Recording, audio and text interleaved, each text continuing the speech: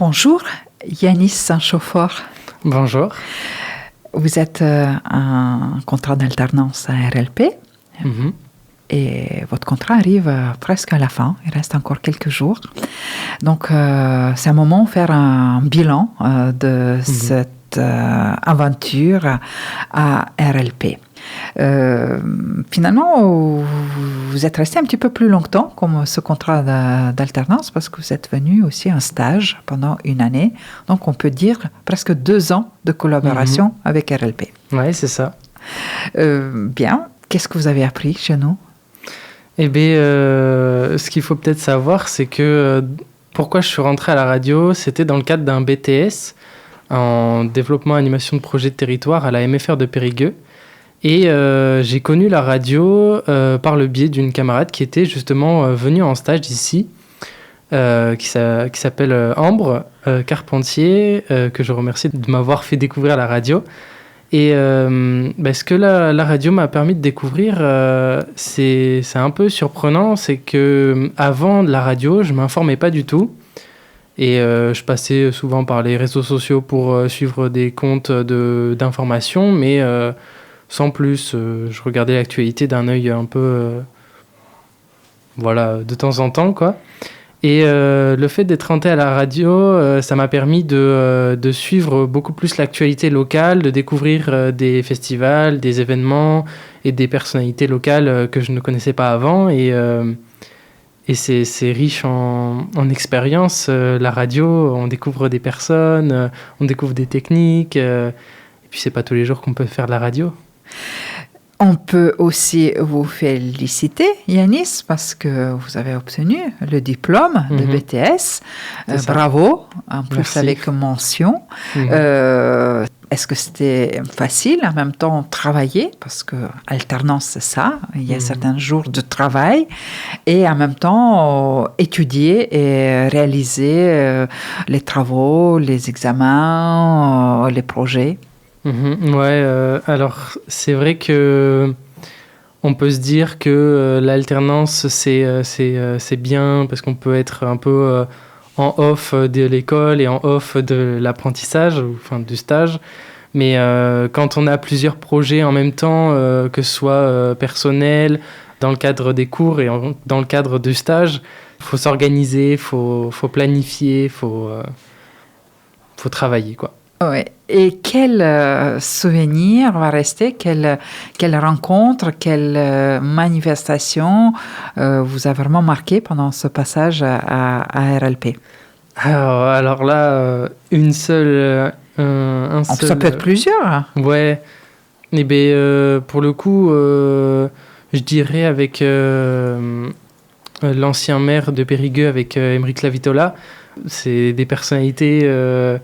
qu'on rencontre pas tous les jours, les maires, c'est bien de pouvoir les rencontrer et réaliser même un reportage, interview. C'est ça. Ouais.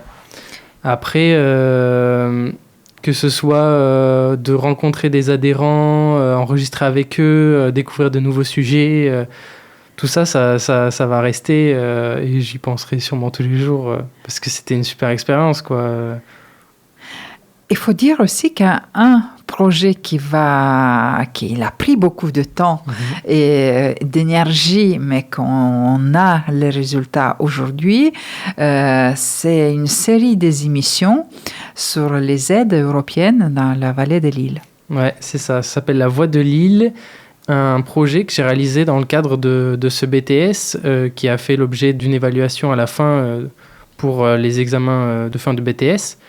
Et ce projet, il m'a pris beaucoup de temps, que ce soit pour enregistrer avec les personnes et monter surtout, parce que je voulais faire quelque chose qui me ressemble et qui soit complet, que l'auditeur standard puisse comprendre tout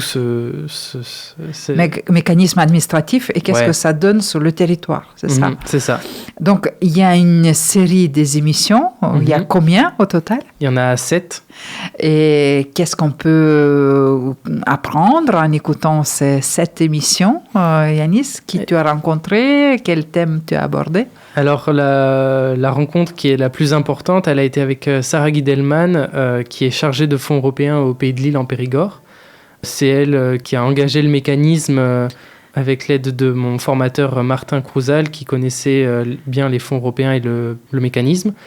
Cette première rencontre, elle m'a permis de comprendre beaucoup plus ce que sont les fonds européens et le mécanisme derrière, et également de pouvoir rencontrer d'autres porteurs de projets, des porteurs de projets du territoire qui ont bénéficié de ces aides européennes, et également de pouvoir participer, ce qui est très rare, participer à un GAL, un groupe d'action locale. J'ai eu beaucoup de chance parce que normalement, les groupes d'action locale n'accueillent pas de public. Et grâce à Sarah Guidelman, j'ai pu y participer, voir comment ça se déroulait. Et j'ai vu des acteurs de la région, des acteurs associatifs, des élus se réunir et réfléchir sur des projets du territoire. C'est une expérience qui est unique. Et concrètement, à votre avis, est-ce que les aides européennes telles quelles que vous avez pu voir, interroger les bénéficiaires, est-ce qu'elles aident vraiment pour le territoire ici en Dordogne, surtout sur la vallée de l'île?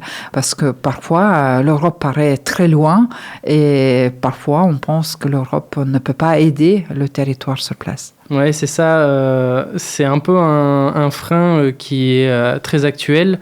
L'Europe, c'est quelque chose d'assez lointain. Pourtant, l'Europe, c'est un des financeurs majeurs des territoires ruraux, comme le Grand Périgueux, la Dordogne. Ce qui revient beaucoup, c'est que c'est une certaine rigueur administrative, mais que les paiements sont faits après la réalisation du projet, ce qui est un peu freinant pour certains types d'acteurs, notamment les associations qui doivent déployer une seule personne pour avoir cette rigueur. Mais tout le monde, tous les acteurs sont satisfaits de ces fonds et de les avoir débloqués pour certains projets. Ouais. Ouais, pour réaliser sur place. Voilà. Malgré qu'administrativement, c'est lourd et compliqué, mais finalement, ça donne le résultat. Donc, mais pour comprendre tout ça et pour voir les résultats actifs, on va inviter nos auditeurs à écouter cette série des émissions qui va être diffusée à partir de la semaine prochaine. C'est ça, Yanis? C'est ça. Donc, tous les matins. C'est les lundis à 10h30. Ouais. Que le lundi. À partir de lundi prochain, lundi 17 août, tous les lundis à 10h30, on pourra écouter une série des émissions, chaque lundi une nouvelle, sur le thème La Voix de l'île, préparée par notre collaborateur, notre alternant Yanis Sancho-Fort. Je voudrais encore, avant de rendre l'antenne pour nos émissions suivantes, Yanis, qu'est-ce que vous direz pour les autres personnes qui voudraient venir faire le stage à RLP ou peut-être postuler pour alternance? Quels conseils vous donnerez? C'est une très bonne question. Pour le coup, la radio, c'est une expérience qui est unique, que je recommande à quiconque de venir faire. Notamment, moi, j'ai des gros problèmes de stress au niveau de parler avec des gens. Et la radio, ça m'a débloqué complètement ce frein que j'avais là. Et c'est unique.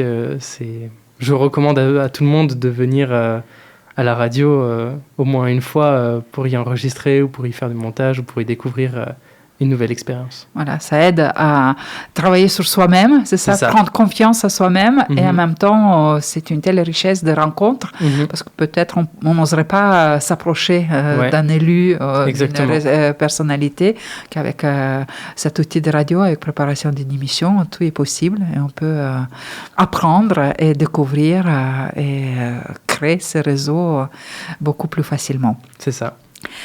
Et après, Yanis, après vos études et alternance RLP, quel projet vous avez? Alors, c'est un peu flou pour l'instant. J'avais une possibilité d'offre d'emploi. Malheureusement, elle a été pourvue il y a quelques temps.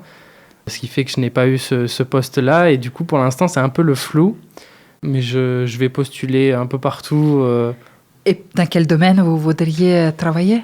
Dans le domaine de mon BTS, donc l'animation et le développement de territoire.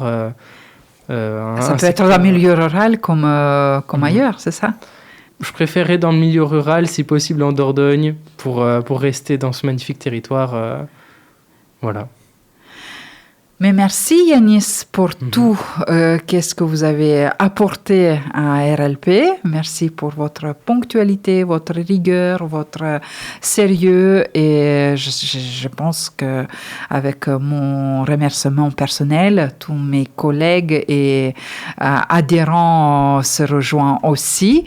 Bonne continuation. Et sinon, les portes de radio restent toujours ouvertes pour les autres projets. Si ça peut se présenter les occasions avec les autres emplois, les autres activités ou projets personnels. Sachez bien que RLP est toujours là et qu'on accueille toujours les belles initiatives de tout le monde. Merci.